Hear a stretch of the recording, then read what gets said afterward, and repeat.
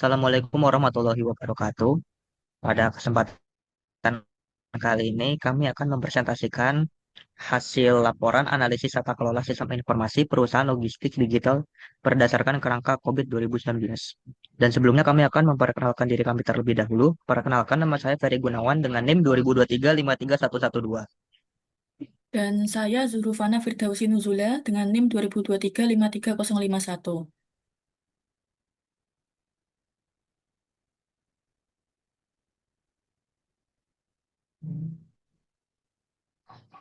Baik, pada di slide ini pendahuluan pentingnya tata kelola SI dalam logistik digital. Pada slide ini dijelaskan latar belakang pentingnya tata sistem informasi digital. Perusahaan logistik digital sangat bergantung pada sistem informasi untuk menjalankan proses bisnis utama seperti pengelolaan pengiriman barang, pelacakan paket secara real-time, integrasi dengan mitra, serta pengambilan keputusan berbasis data. Tingginya ketergantungan terhadap teknologi ini menyebabkan meningkatnya kompleksitas operasional. Kompleksitas tersebut memunculkan berbagai risiko antara lain gangguan layanan, kegagalan integrasi sistem tidak baik, dapat berdampak langsung pada kepuasan pelanggan dan keberlangsungan bisnis perusahaan. Oleh karena itu, diperlukan tata kelola sistem informasi yang baik agar pemanfaatan teknologi informasi selaras dengan tujuan bisnis, mampu mampu meminimalkan risiko serta memberikan nilai tambah secara berkelanjutan.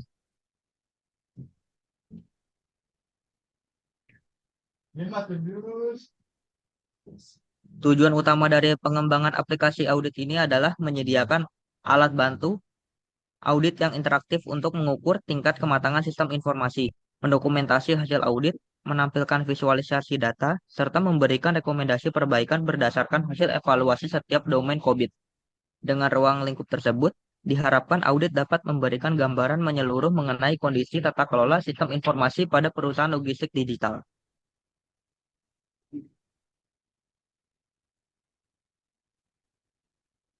Lalu pada saat ini dijelaskan arsitektur aplikasi audit COVID 2019 yang dikembangkan.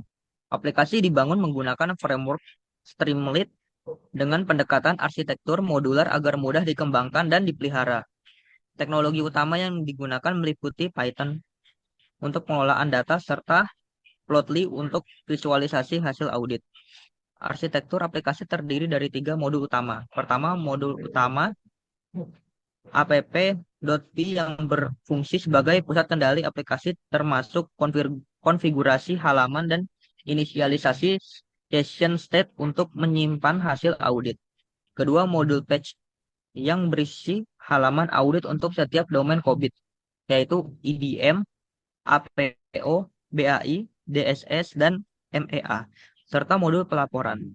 Ketiga, ketiga modul utils yang menyediakan fungsi pendukung seperti definisi kerangka COVID dan sistem penilaian maturity level. Alur kerja aplikasi dimulai dari pemilihan domain, pengisian instrumen audit, pemrosesan data, hingga perhitungan tingkat kematangan dan penyusunan rekomendasi. Lalu saat ini membahas mekanisme penilaian maturity level dan klasifikasi risiko. Saat ini membahas mekanisme penilaian seperti kualitatif dikonversi menjadi nilai numerik dengan rentang 0 hingga 5. Nilai rata-rata dari setiap domain digunakan untuk menentukan tingkat kematangan, mulai dari non-existent hingga optimize. Berdasarkan skor kematangan tersebut, sistem secara otomatis menghasilkan rekomendasi perbaikan. Sebagai contoh, skor di bawah 2 menunjukkan perlunya membangun framework dasar, sedangkan skor di atas 4 mengarah pada tahap optimasi dan inovasi. Selain itu, resiko diklasifikasikan berdasarkan perhitungan dampak dikalikan probabilitas. Hasilnya dikelompokkan menjadi resiko low, medium, high, dan critical. Klasifikasi ini membantu organisasi dalam menentukan prioritas penanganan risiko TI secara lebih terstruktur.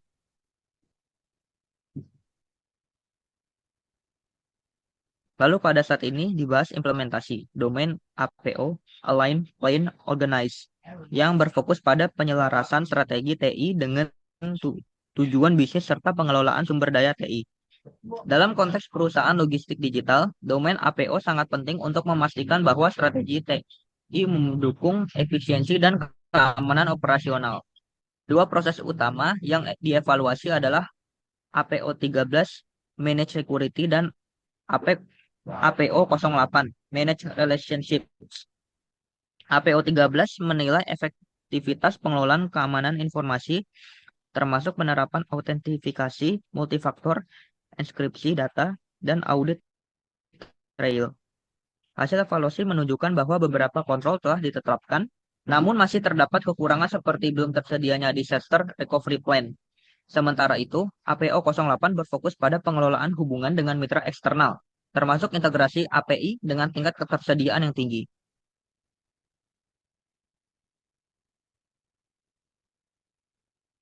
Lalu di slide ini menjelaskan domain BAI, Build, Acture, Implement, yang mengevaluasi proses pembangunan, pengadaan, dan implementasi solusi TI. BAI 01 menilai manajemen program digitalisasi logistik seperti OMS, API, Gateway, dan aplikasi mobile driver. Status program divisualisasikan dalam bentuk diagram untuk memudahkan pemantauan. BAI 02 mengevaluasi proses pendefinisian kebutuhan sistem termasuk real-time tracking dan automate billing berdasarkan prioritas dan tingkat kepuasan pengguna. BAI 03 berfokus pada pembangunan solusi TI dengan menilai arsitektur sistem seperti penggunaan microservice, CI, atau CD, pipeline, dan cloud infrastructure. Selain itu, BAI 10 menilai pengelolaan konfigurasi dan perubahan sistem dengan metrik seperti success rate, perubahan rollback rate, dan mean time to recovery.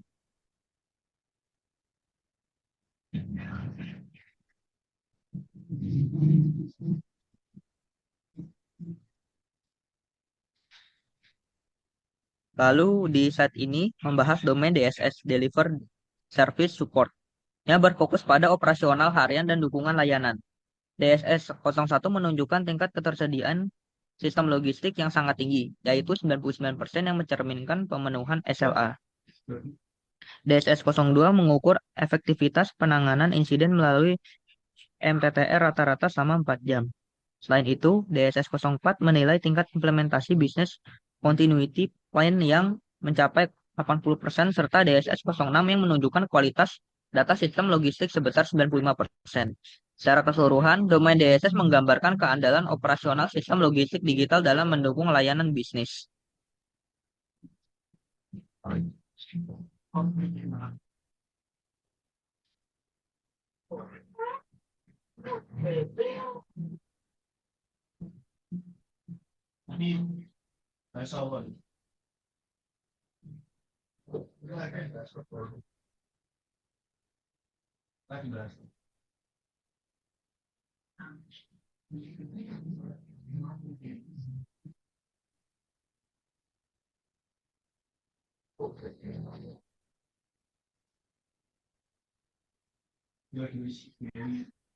Lalu di slide terakhir, ini membahas domain MEA Monitor Evaluate Access, yang berfungsi memastikan kinerja sistem dipantau dan dievaluasi secara berkelanjutan.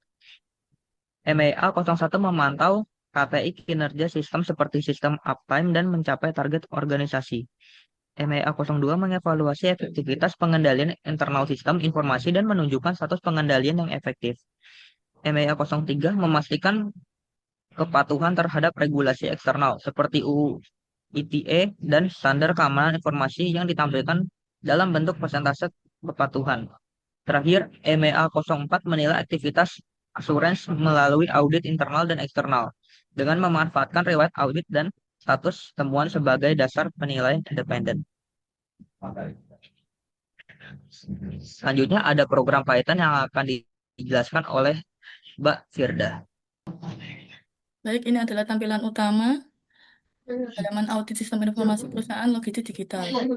Di sini ada APO Management, BI Implementation, DSS Operation, EDM Governance, MEA Monitoring, dan Reporting. Untuk navigasi utamanya, kita audit yang di EDM dulu.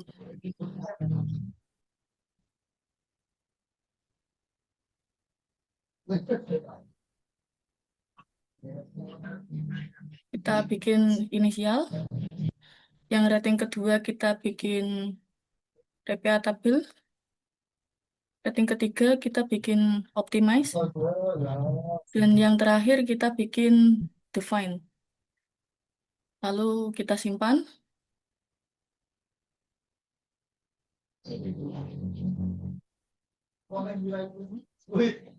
Ini adalah tampilan ketika sudah diaudit. Yang kedua, kita audit APO management.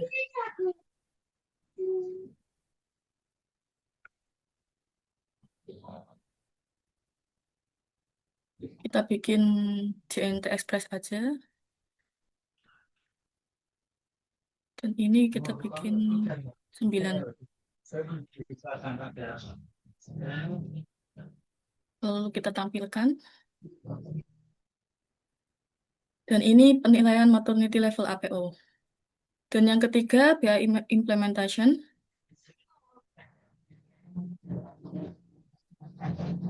Ini udah otomatis. Kita langsung penilaian maturity level BI-nya. Dan yang keempat, DSS operation. Dan ini sudah terlihat sistem available-nya 90, VG response time 350. Dan ini penilaian maturity level DSS. Dan yang terakhir MEA monitoring. Kita bikin real time aja. Dan ini bikin 69. Berikut penilaian maturity level MEA. Dan ini ada laporan rekomendasinya ketika sudah kita audit.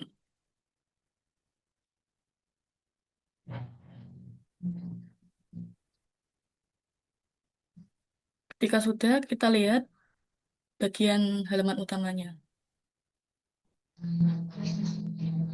Nah, ini tampilan ketika sudah diaudit semua. EDM ada 1,1775 dan targetnya 4. APO 2,89375 dan targetnya ada 4. BAI 3,4 dan targetnya 4. DSS 4,8125, DSS-nya 4. Dan yang terakhir MEA 4,225 dan targetnya 4. Sekian aplikasi dari kelompok kami. Saya kembalikan kepada Mas Ferry. Baik, kesimpulan dan saran tingkat kematangan dan rencana tindak lanjut. Secara keseluruhan, tata kelola SI logistik berada pada level define proses hingga manage dan measurable. Namun masih memerlukan peningkatan untuk mencapai level optimal. Kesimpulan utamanya adalah yang pertama, aplikasi audit COVID 2019 berhasil diimplementasikan secara modular menggunakan Streamlit. Yang kedua, proses audit interaktif mampu mengukur maturity level dan memberikan rekomendasi. Yang ketiga, domain DSS menunjukkan operasional sistem logistik yang andal dengan ketersediaan tinggi. Lalu yang terakhir, fitur pelaporan penyajikan menyajikan hasil evaluasi, gap analisis, dan rencana tindak lanjut. Lalu saran pengembangan lanjutan. Yang pertama, peningkatan otomatisasi monitoring, integrasi real time dengan sistem produksi. Yang kedua, integrasi sistem operasional, mengurangi input data manual untuk validitas audit. Yang ketiga, pengujian kepatuhan regulasi evaluasi berkala terhadap standar keamanan ISO 27001. Lalu yang terakhir, pengembangan modul lanjutan. Detailkan APO dan BAI, manajemen risiko perencanaan strategi. Sekian presentasi dari kelompok kami. Kurang lebihnya mohon maaf. Wabillahi taufiq wal hidayah. Assalamualaikum warahmatullahi wabarakatuh.